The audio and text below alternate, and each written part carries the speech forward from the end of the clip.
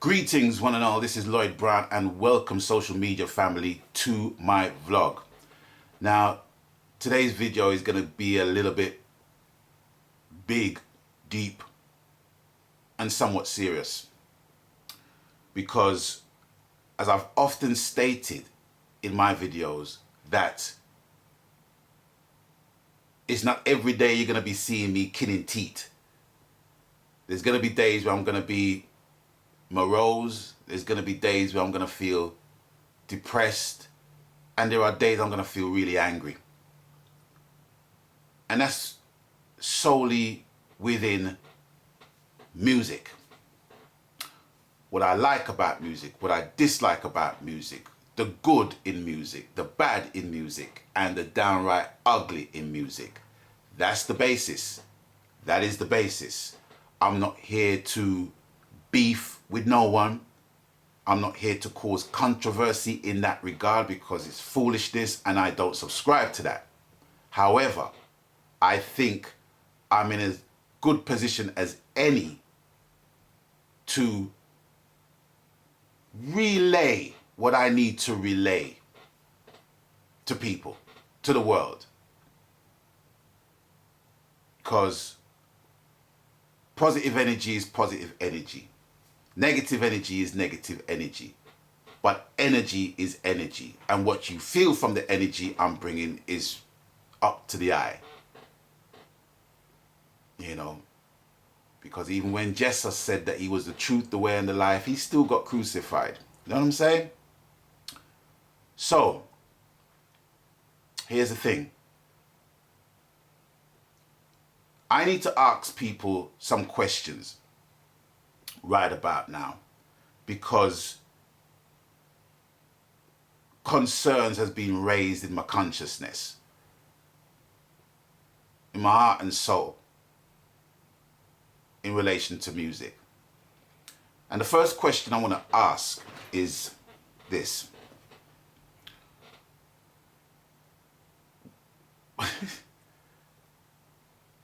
Why do you make music? I'm asking this question to singers, players of instruments, producers. Why do you make music? Now the answers could be one of a few things, but I think it's all under the banner of you loving music. You love music. Okay? The second question I want to ask is, with your love of music, are you happy just making music the way you make music now, or do you want to make the best music you can possibly make?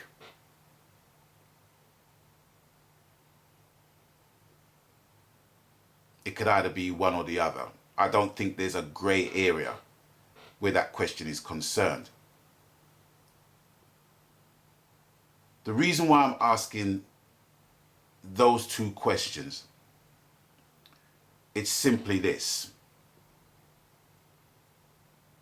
In this reggae fraternity that we're in the UK, I think people are forgetting that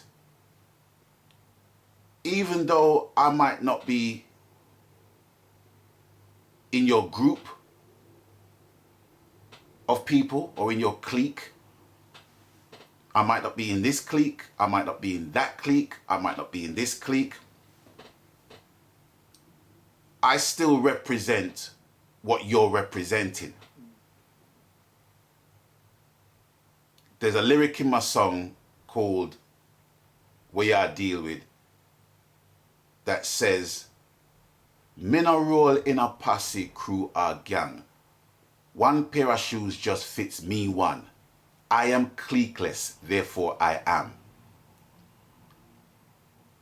I personally don't business if you're in a group of people or you're just rolling solo.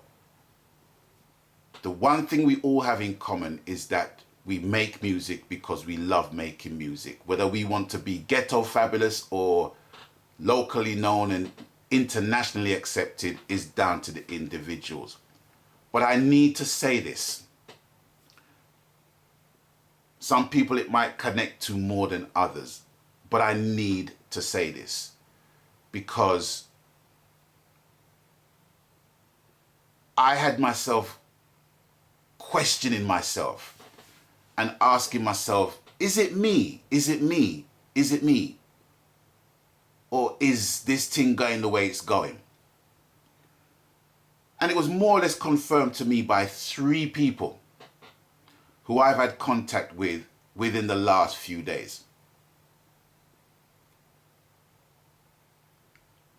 3 people within the last few days. Now, there's no way of sugarcoating this, but I'm going to say this.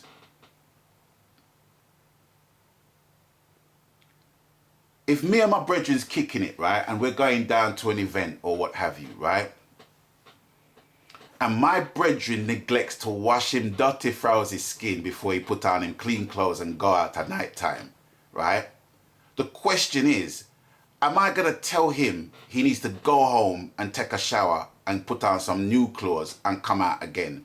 Or am I just going to leave him standing there with his frowsy self and have people around him giving him a wide berth and also give me a wide berth because I'm with him and I'm his brethren? Well, I can't be much of a brethren to him if I don't tell him that he smells frowsy and he needs to take a shower. Okay, that's the best analogy I can come up with right about now. So what I'm about to say, I'm saying it with love.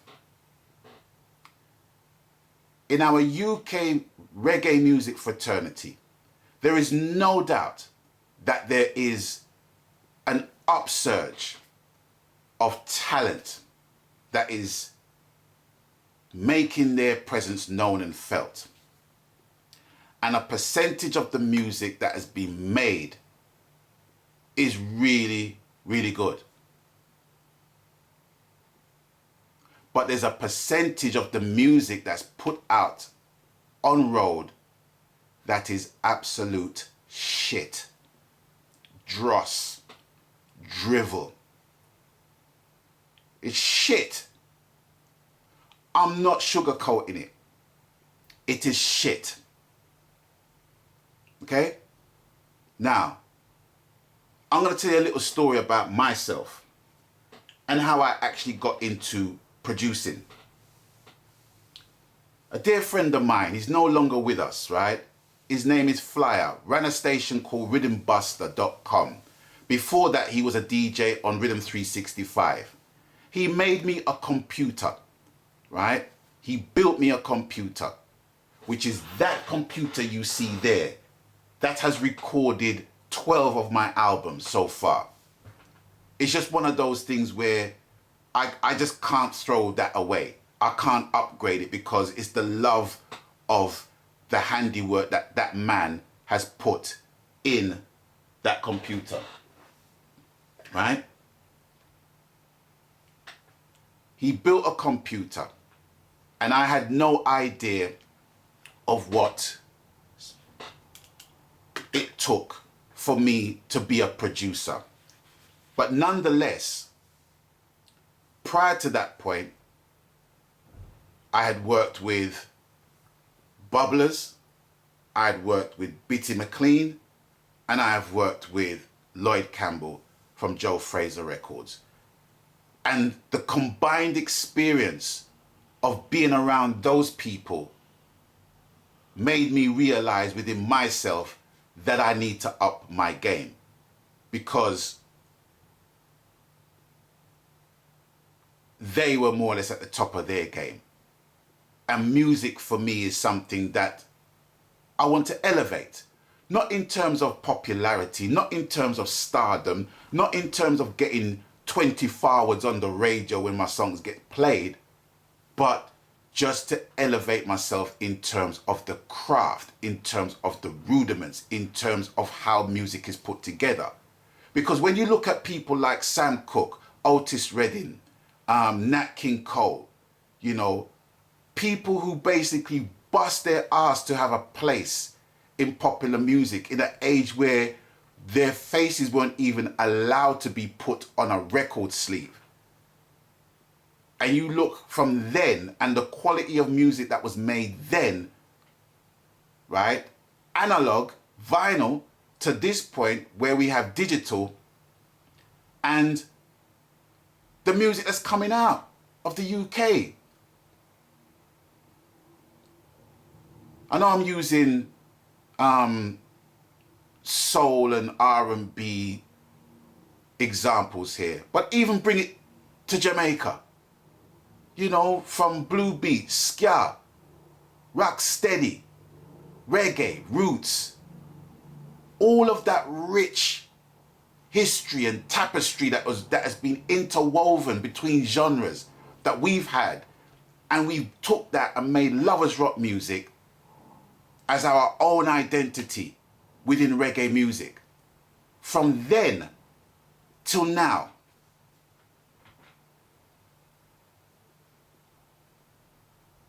where are we going?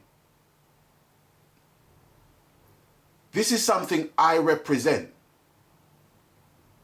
And I wish success to anyone else that represents the same thing. But here the thing. It's not like the bar's even been raised. It's like the bar has been knocked down. And some people can't be bothered to pick it up. I'm sorry.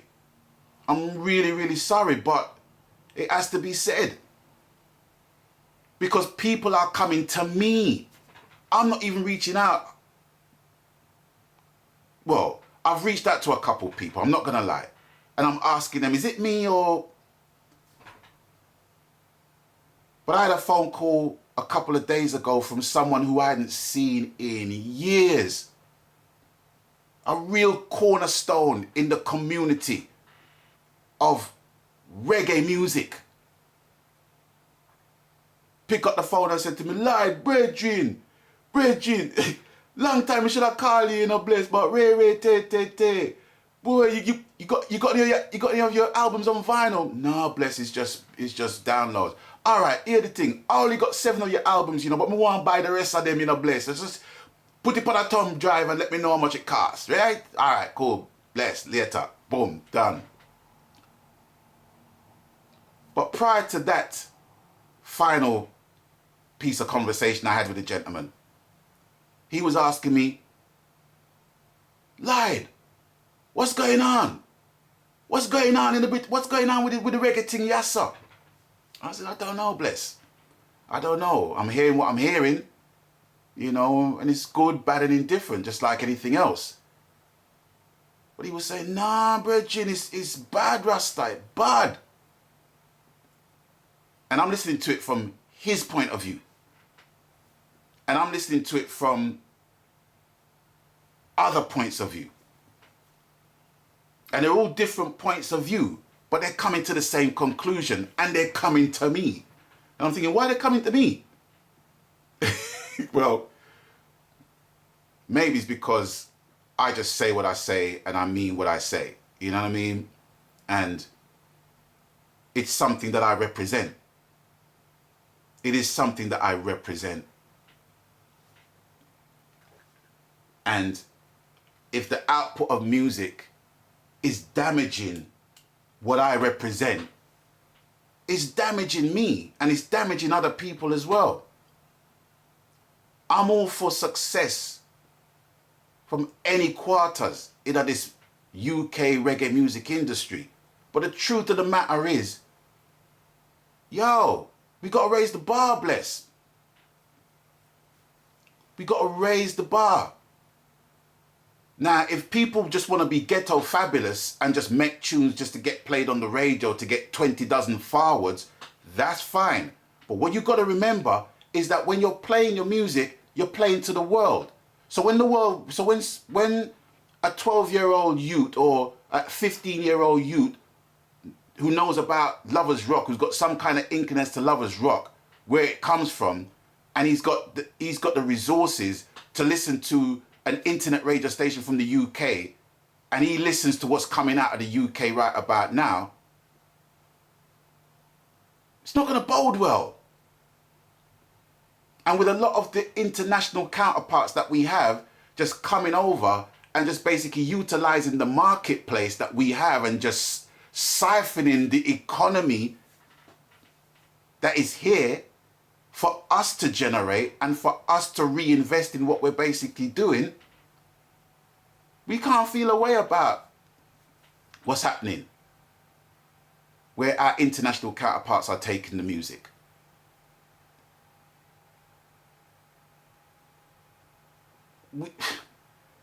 We need to fix up. We need to fix up. Seriously, we need to fix up. Some of the tunes I'm hearing should not even be heard, much less played. I'm telling you that. I'm telling you that.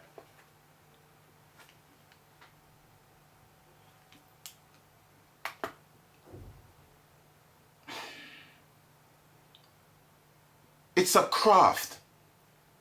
Art is a craft. Whether you're a painter or a sculptor, bricklayer, whatever, it's a craft, it's a trade, and it's something that you build your skills on. You don't slapdash the brick on the cement and the mortar and just put it where however you want to put it and hope you get a house out of it. You know, it just don't work like that. Seriously. Seriously. I'm not here to beef with nobody, but I'm here to talk the truth. We need to up our game. Please, let's up our game. I'm here for anybody. And another thing as well, you see the cliquey bullshit going on? That needs to stop as well, because that's dividing us as a fraternity, all right? I'm going to make a part 2. I'll catch you guys in the next one. Stay blessed, be gone.